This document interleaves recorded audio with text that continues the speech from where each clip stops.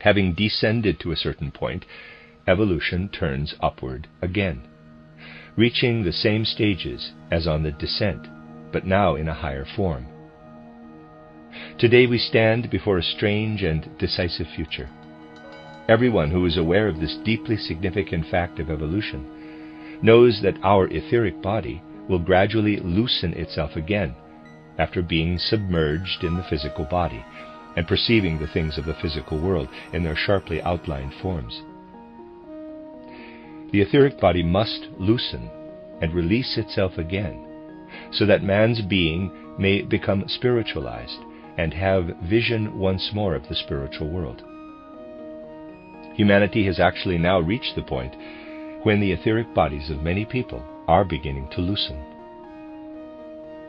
Something most significant is approaching us, which can reveal to us the secret of our own epoch of civilization. The etheric body, which has descended very deeply into the physical body, must now take the path upward, carrying with it from the physical body everything that has been experienced through the physical senses. But because the etheric body is loosening itself from the physical, everything that was formerly reality in the physical sense must gradually be spiritualized. It will be essential for mankind in times to come to have conscious certainty that the spiritual also has reality in the physical realm. What will happen otherwise? The etheric body will be freed from the physical body, while people still believe only in the physical world and have no consciousness of the reality of the spiritual manifest in the loosened etheric body as the fruit of man's past experience in the physical body. In such conditions, people may be faced with the danger of losing all relationship to this loosening of their etheric bodies. Let us consider the point at which a person's etheric body, which has been wholly and firmly anchored in the physical body, begins to loosen and emerge from it again. Suppose that this happens to someone who in his physical existence has lost all belief in, all consciousness of the spiritual world, and has cut himself off from any connection with it. Let us assume that he descended so firmly and thoroughly into the physical body that he was left only with the belief in physical life as the one and only reality.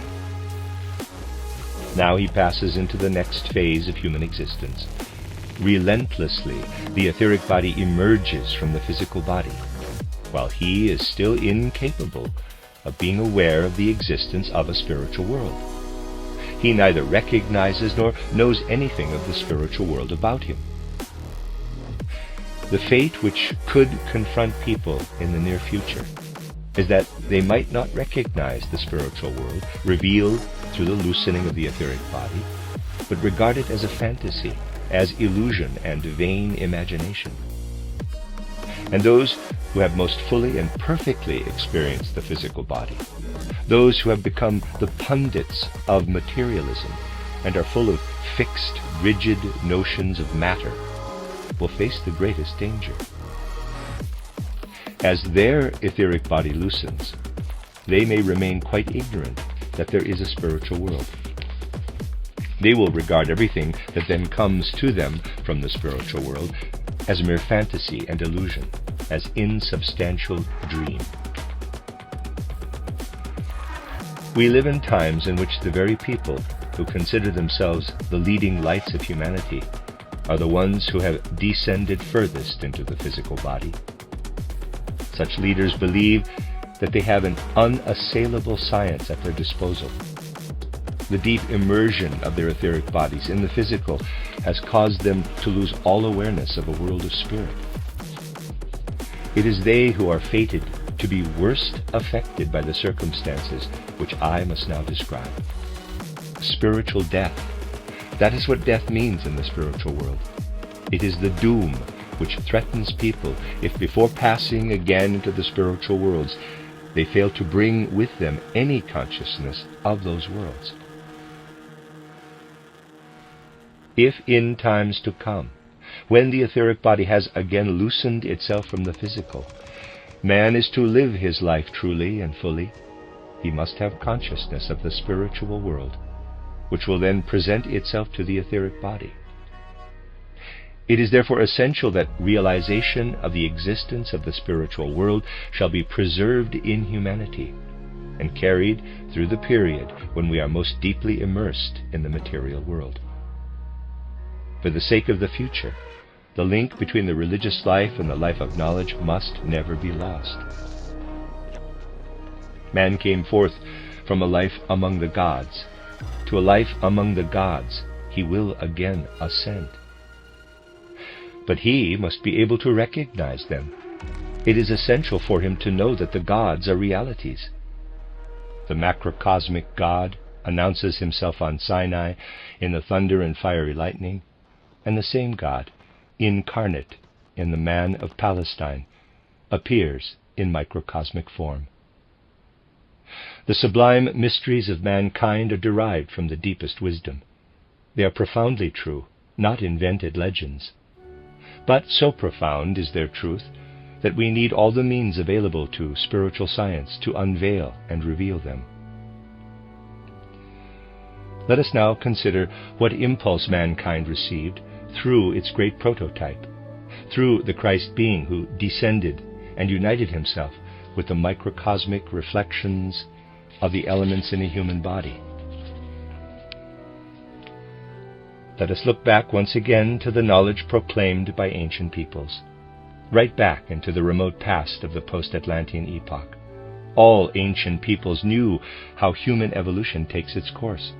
All the mystery schools proclaimed, as spiritual science proclaims again today, that man consists of 4 members: physical body, etheric body, astral body, and the ego, the I, capital, and that he can rise to higher stages of existence, when through the activity of his I, he himself transforms the astral body into spirit self, manas, the etheric body into life spirit, buddhi, and spiritualizes the physical body into spirit man, atman. Little by little this physical body, in all its members, must be permeated so deeply with spirit during our earthly life that that which first gave man his true being, the in-streaming of the divine breath, is itself spiritualized. It is because the spiritualization of the physical body begins with the spiritualization of the breath that the transformed, spiritualized physical body is called Atma or Atman, parenthesis, Atem, breath, equals Atman, close parenthesis. The Old Testament says that at the beginning of his earthly existence, man received the breath of life. All ancient wisdom sees the breath of life as that which we must gradually spiritualize. All ancient views of the world saw in Atman the great ideal to be striven for. The breath should become divine, so that we are permeated by the very breath of the Spirit. But still more must be spiritualized in the human being. If his whole physical body is to be spiritualized, not only the breath but also that which is constantly renewed through the breath, the blood, the expression of the I, capital, must be spiritualized. The blood must be laid hold of by a force that impels it toward the spiritual. To the mysteries of antiquity, Christianity has added the mysteries of the blood, of the fire that is enclosed within man. In the fire in our blood lives the same God who had announced himself in the heavenly fire, and who then, in the mystery of Palestine, incarnated in a human body in order that his power might permeate the blood in which the human fire dwells. Moses beheld him in the material fire, in the burning thorn bush, and in the lightning on Sinai. But he could only have an inner awareness that it was the Christ who spoke with him.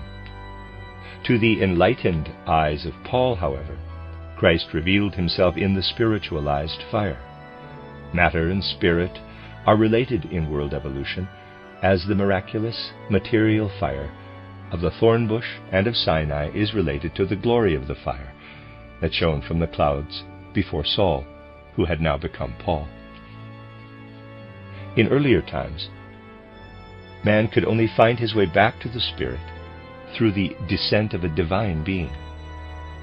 But the mystery of Golgotha endowed us with the faculty to draw from our own innermost being the forces that can raise and lead us upward into the spiritual worlds. Christ descended far more deeply than those other guiding spirits of mankind and the world. Not only did he bring heavenly forces into an earthly body, but he spiritualized this earthly body itself, to such a degree that human beings could now draw upon these forces to find their way to the spiritual worlds. The pre-Christian saviors redeemed mankind with divine forces. Christ redeemed mankind with human forces, which were then manifest to the human soul in all their original pristine power.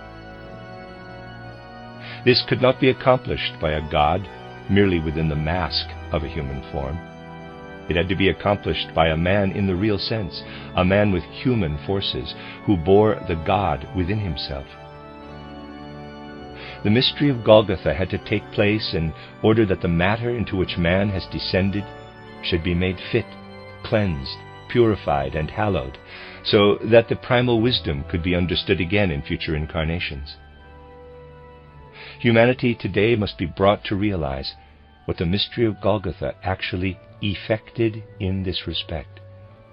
Because the Christ penetrated so deeply into earth existence, right into the physical bone structure, the power which formed his body out of the elements of the earth purified and hallowed this physical substance.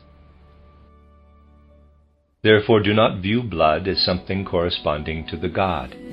Behold, that in the bread before it turns into blood, and in the wine before it enters the blood, there is the divine element. There is the incarnation of the Logos. Direct your minds to what is prepared out there on earth, to what comes from the sun's influence, S-U-N. For we behold the things through the light of the sun. We eat bread and drink wine, and in them we eat and drink the force of the sun. The visible things have not come about through the Father God.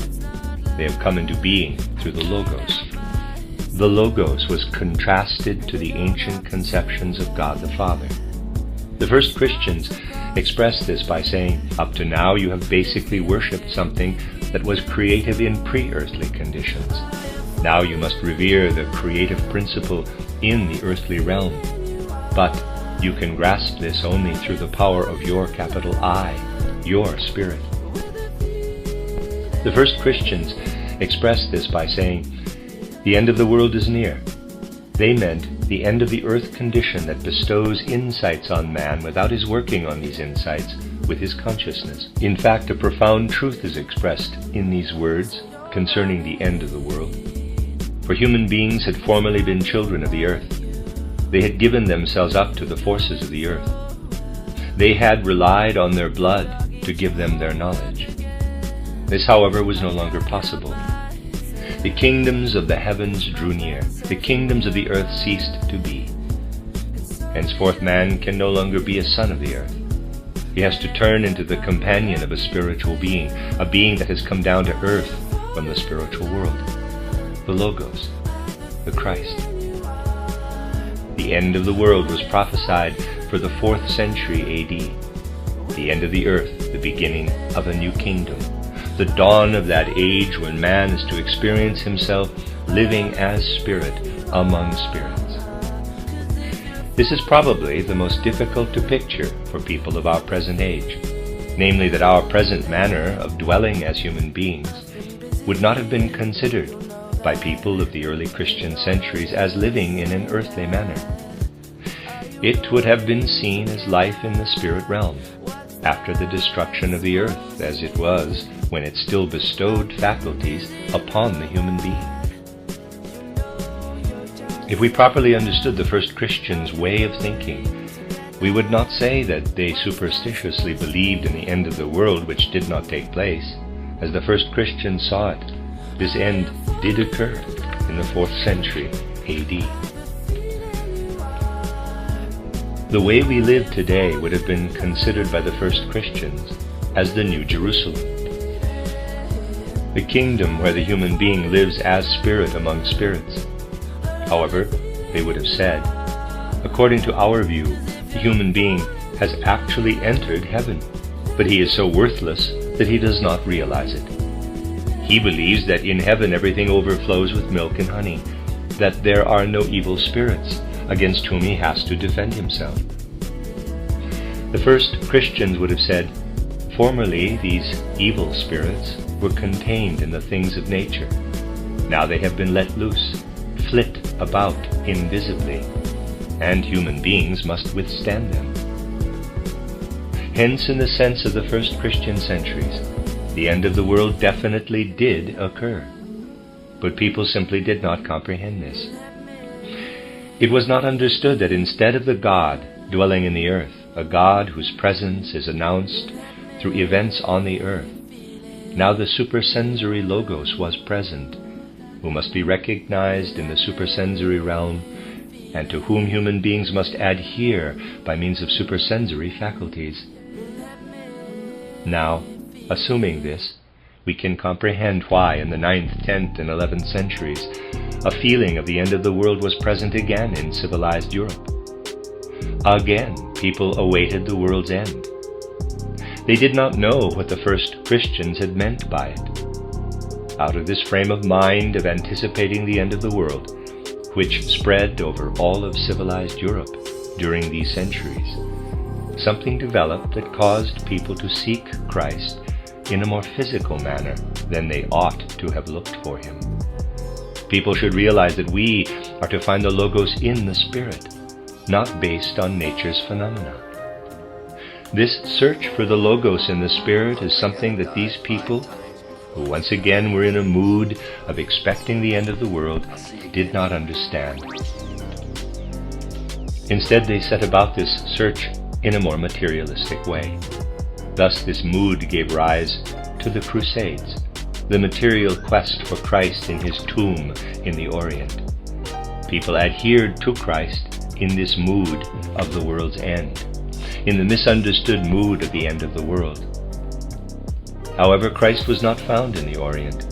People received approximately the same answer his disciples had received when they sought him tangibly in his tomb. He whom you seek is no longer here, for he must be sought in the Spirit. Now, in the 20th century, once again a mood of the world's end prevails, and these phenomena will increase, although people have become so lethargic and indifferent that they do not even notice this anticipation of the end of the world. But the man who did speak of this mood of the world's end in his title Decline of the West made a significant and noticeable impression, and his frame of mind will become increasingly prevalent. Actually, we do not need to speak of the end of the world. It has already ended, in the sense that humanity can no longer find the Spirit based on nature. It is a matter of realizing that we live in a spiritual world. Humanity's error of not knowing that we live in a spiritual world has brought misfortune over us. It causes wars to be bloodier and bloodier. It is becoming increasingly evident that human beings act as if possessed. Indeed, they are possessed by the evil forces who confuse them, for their speech no longer expressed the inherent content of their capital I. They are as though possessed by a psychosis. This psychosis is much talked about but little understood. What the first Christians meant by the end of the world and what they understood by it did take place. The new age is here, but it must be recognized. People must realize that when the human being perceives, he does perceive as an angel, and when he becomes conscious of his own self, he becomes self-aware as an archangel. The significant point is that the spiritual world has already descended, and human beings must become conscious of it. Many have thought that they take the gospel seriously. Yet although the Gospels clearly say that all things that were made, hence all things under consideration, should not be explained based on their earthly forces, but originated through the Logos, people professed the Father God. He should be acknowledged as one with the Christ, but as that aspect of the Trinity that was active until the earth was formed, whereas the actual ruler of the earth is the Christ, the Logos. These matters could hardly be comprehended any more in the 9th century, when Scotus Erigena was active. This is why, on the one hand, his book about the divisions of nature is so great and significant. On the other hand, as I told you yesterday, this is why it is chaotic as well. This is why you only begin to find your way in it when you view it from the spiritual scientific viewpoint, as we have done yesterday and today.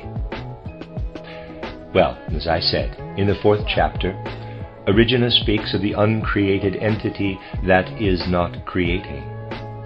If we understand the true meaning of what Scotus Erigena describes here, namely the resting deity in which everything unites, then the necessary step has been taken. The world that is described in the preceding 3 chapters has come to an end. The world of the resting Godhead, the non-created and non-creating being, is here. Insofar as it is nature, the earth is declining. I have often called attention to the fact that this is the case by indicating that even geologists say nowadays that by and large nothing new originates anymore in the earth. Certainly as an after effect, plants develop and so forth, plants, animals, and human propagate. But the earth as a whole has turned into something other than what it was. It is becoming fragmentized. It is splitting. The earth as a whole is already in a state of disintegration as far as its mineral kingdom is concerned. The great geologist Zeus expressed this in his work titled The Countenance of the Earth, Das Antlitz der Erde, by saying that we walk around on the corroding crust of the earth. He points to certain regions on earth where this corrosion is evident. He stresses that in the past this was different. This is what the worldview and conception of life in the first Christian centuries referred to, though not based on facts of nature, but on the moral facts of human evolution. Indeed, it is true that since the beginning of the 15th century, we live even more in the resting Godhead than did Scotus Erigena. This Godhead awaits our attainment of imagination and inspiration through our own efforts. Then we will be able to recognize the world around us as a spiritual world. We will perceive that we are indeed in a spiritual world that has thrown off the earthly one. This deity awaits our realization that we are living after the end of the world, and that we have arrived in the New Jerusalem.